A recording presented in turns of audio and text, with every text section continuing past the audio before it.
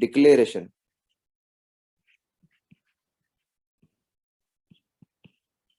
D declaration का D काफी serious बन गया। और एक चीज होती है इनिशियलाइजेशन। किसी को पता है इसके बारे में? इनिशियलाइजेशन, अच्छा चलो अभी आइडिया हो जाए। डिक्लेरेशन का मतलब ये होता है कि इंट्रोड्यूसिंग अ वर्ड, और वो वर्ड क्या है? एक वेरिएबल है। वेरिएबल क्या होता है? दो चीजें होती है ना, एक होता है वेरिएबल, एक होता है कांस्टेंट। ठीक है, आपके पास जब कंप्यूटर प्रोग्रामिंग आप पढ़ते हैं तो आपके पास दो चीजें आती हैं, एक आपके पास वेरिएबल होता है और एक आपके पास कांस्टेंट होता है। ये क्या चीजें होती हैं? नाम से पता लग रहा है, वेरिएबल वेरिएट करता है, कांस्टेंट सेम रहता है। वेरिएबल वो आइडेंटिफायर्स हम किसी भी जो भी चीजें हम इस्तेमाल करेंगे ना, जैसे इसके अंदर हम नंबर के लिए नम इस्तेमाल करेंगे, काउंटिंग के लिए काउंट इस्तेमाल करेंगे, और सम टोटलिंग करने के लिए टोटल इस्तेमाल कर सकते हैं या सम इस्तेमाल कर सकते हैं। एवरेज निकालने के लिए हम लेट्स सपोज कोई बच्चा ABG लिखता है, कोई बच्चा एवरेज लिखता है, तो ये सारे आइडेंटिफायर्स है जो यूज कर रहे हैं। तो वेरिएबल क्या होता है? वो आइडेंटिफायर्स दैट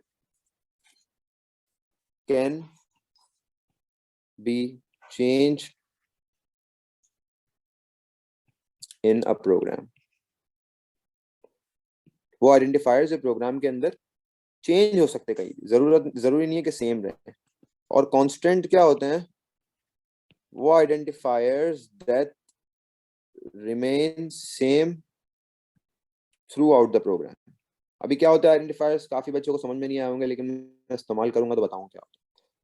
तो इंट्रोड्यूसिंग अ वर्ड, अब यहाँ पे मैं वर्ड की जगह वेरिएबल लिख लेता हूँ तो आप लोगों को क्लियर हो जाएगा। Introducing a variable to the program. क्या मतलब है इसका? इसका मतलब ये है कि डिक्लेरेशन का मतलब होता है किसी भी नए नए वर्ड को, आप नई वर्ड इस्तेमाल कर रहे हो, आप एक कोड लिख रहे हो, तो कंप्यूटर को थोड़ी पता है कि काउंट का मतलब काउंटिंग होता है। उसको थोड़ी पता है COUNT आप क्यों यूज कर रहे हो। तो उसको आपको बताना पड़ेगा कि उसको आपको एक डेटा टाइप देनी पड़ेगी, और उसको आपको थोड़ा सा आइडिया देना पड़ेगा कि मेरे पास ये एक मैं कीवर्ड यूज कर रहा हूँ for this purpose. This you don't have to tell the purpose exactly, you have to only tell the data type. Data type क्या होती है? डेटा टाइप बेसिकली एक डेटा की टाइप होती है। मतलब किसी भी डेटा के अंदर क्या रेंजेस है। मतलब अगर मैं डेटा टाइप पे आता हूँ तो डेटा टाइप का थोड़ा सा आप लोगों को आइडिया, क्योंकि देखो इसके अंदर चीजें मैंने आपको बताया था ना, शुरू में स्टार मसले होंगे लेकिन इसके बाद बिल्कुल चीजें स्मूथ हो जाएंगी। डेटा टाइप का मतलब क्या होता है? A type declared for any variable. क्या मतलब है इसका? इसका मतलब ये है कि आपके पास different type of data types होती हैं, और हर किसी वेरिएबल की एक अलग डेटा टाइप होती है। अब जितनी हमारे पास डेटा टाइप्स होती हैं वो मैं यहाँ लिख देता हूँ, कितनी टाइप्स की होती हैं इसके अंदर, और हम कितनी टाइप्स ऑफ डेटा टाइप इस्तेमाल करेंगे। तो हमारे पास सबसे पहले आती है इंटीजर। ठीक है, इंटीजर के वर्ड से इस्तेमाल करते हैं हम।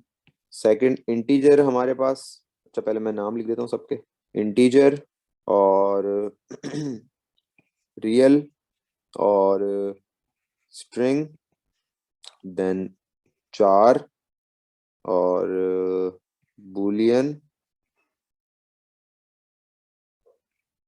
डेट और टाइम, एक और होती है करेंसी। ठीक है, इंटीजर के अंदर आपके पास कौन कौन सी वैल्यूज आ सकती हैं, कौन कौन सी वैल्यूज इंटीजर से डिक्लेयर हो सकती हैं जो होल नंबर कंटेन करें, सर सारे सॉरी, होल ये नंबर। आपने क्या लिखा है? अ टाइप, फिर क्या लिखा आपने? A type declared for any variable. अच्छा। ठीक है तो होल नंबर्स इंटीजर में आ सकते हैं, जैसे कि 44, 100, 32। ठीक है, रियल क्या होता है? बल्कि फ्रैक्शनल से अच्छा हमारे पास वर्ड होगा, decimal numbers can come in real. What is the meaning of this? 3.22, 0.876, इस तरह के जो वर्ड्स है उसके लिए हम रियल इस्तेमाल करें, उसके लिए हम इंटीजर इस्तेमाल हरगिज नहीं कर सकते। फिर आता है स्ट्रिंग। स्ट्रिंग क्या होता है? स्ट्रिंग बेसिकली आपके पास words with alphanumeric characters.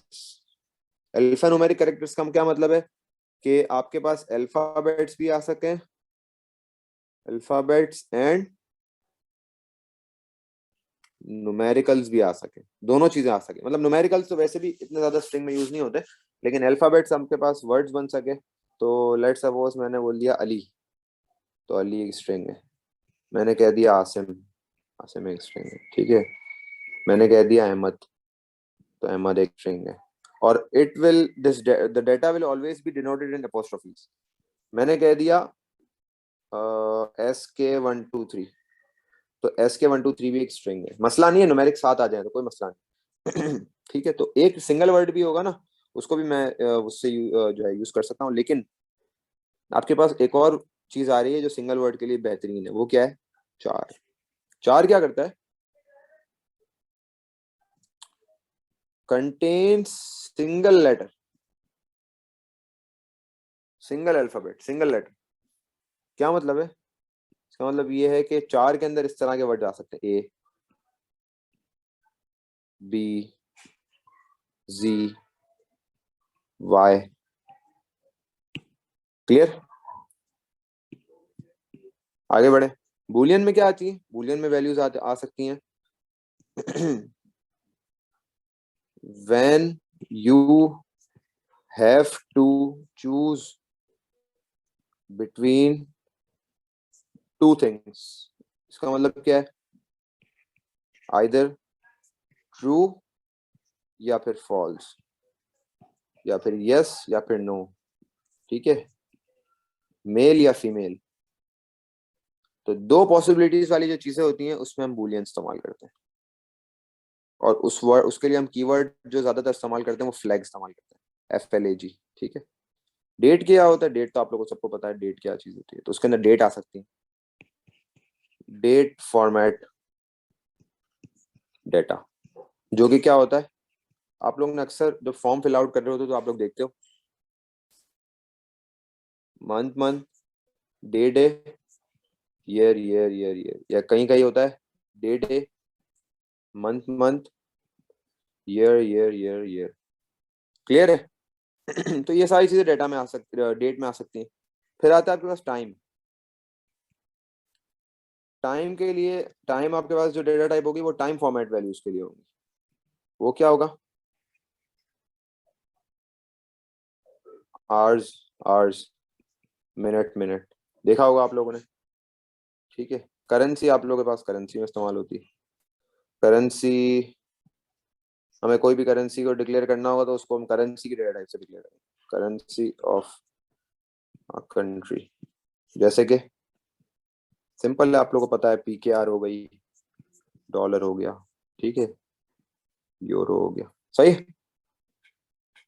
इसमें किसी को मसला है तो अभी पूछ लो, फिर हम उस तरफ जाएं, डिक्लेरेशन की तरफ जाएं।